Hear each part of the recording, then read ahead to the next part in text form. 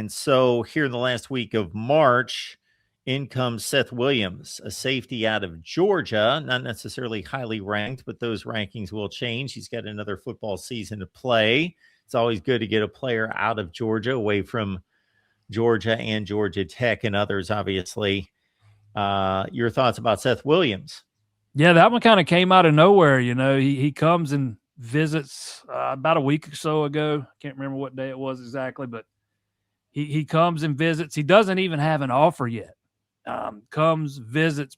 That night he's announcing the commitment before he even announces that he got the offer. He didn't announce to the next day that he got the offer, which it usually works out the other way around. But no, he's not very highly ranked, but I think he brings a lot of what Tom Allen is looking for in a safety. He talked about it multiple times since he's been at Clemson. He wants length, he wants athleticism, and he wants speed, and this guy's got all of it. He's got elite level speed, as a matter of fact. I'd be surprised if we're sitting here in December after this guy's played his senior season, if he's still ranked that low. I don't know. I'm not saying he's going to take some huge jump and become some high 4-star guy, but I'll be surprised if he's still sitting in the 700s when we get to signing day. If you watch his film, man, he just seems a little bit better than that.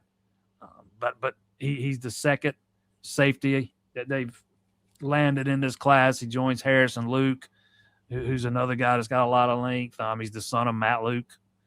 He's also out of Georgia. So they got a couple of Georgia safeties in this class. Probably take one or two more for us all said and done with. But yeah, his ranking's not going to blow you away. But if you watch the film and you know what you're looking at, sometimes you just know it when you see it, and he's one of those guys. It's early on, obviously. Clemson, 12th rated class according to 247, 7 hard commits. Any other guys out there that you think may be close to making a decision or high on the target board?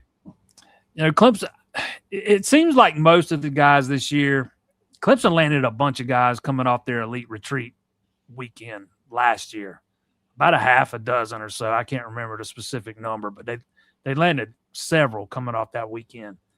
This year, that was not the case. It seems like most of these guys are looking to go ahead and take all their officials, or at least take some, just to be sure. The recruiting's kind of changing.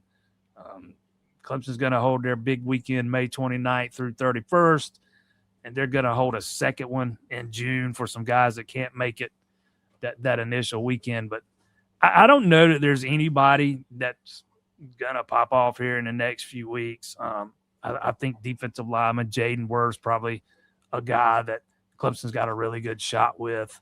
I know there have been some projections for 4-star offensive lineman Carter Jones to end up at Clemson. I don't know that this one's over yet. I know Matt Luke was the first offensive line coach to really, show interest in Carter Jones, and it's a relationship that goes back a long ways, and Clemson's been on him from the jump. But, he's kind of turned into a national guy. I know Michigan's making a hard push. Tennessee's in it, so we'll see on him. Those are the two guys, that come off the top of my head. Probably Jamar Simmons, a 4-star wide receiver out of Florida. There's been some predictions for him to land at Clemson, and they might be in the driver's seat heading into the summer. Check out Jason's work at the Clemson Insider. Jason, we always appreciate you stopping by, man.